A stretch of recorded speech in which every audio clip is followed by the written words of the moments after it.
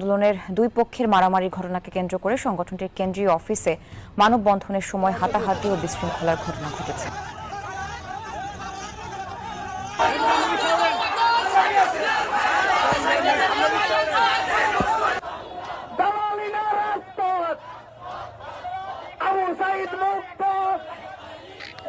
সমন্বয়কদের একতা থেকে ফাটল এবং দুপক্ষ হয়ে গেছে। সমন্বয়করা এখন মেডিকেল কলেজ ইনস্টিটিউট পুরা সমন্বয়কদের বিপক্ষ হয়ে আন্দোলন কর্মসূচি করছে। ওদিকে আওয়ামী লীগ সরকারের প্রধান্য ছাত্রলীগ এখন রাজপথে নেমে আন্দোলন এবং হরতাল কর্মসূচি পালন করছে। সারা দেশে আওয়ামী লীগ হরতাল এবং বিক্ষোভ মিছিলে এদিকে ছাত্রলীগ আসনাত আব্দুল্লাহকে রিস্কায় পেয়ে দেখেন কি অবস্থা করছে।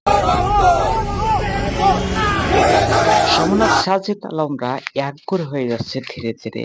সমন্বয়কদের ভিতরে দ্বিধাদ্বন্দ্ব এবং সাথে আওয়ামী লীগের ছাত্রলীগ আওয়ামী লীগ সহ রাজপথে নামেছে এবং ধীরে ধীরে একলা হওয়ার পরে আওয়ামী লীগ বিশাল বড় শক্তি সেটা সামনে এসে আহ্বান করলে সমন্বয়করা পালানোর কোনো পথ পাবে না।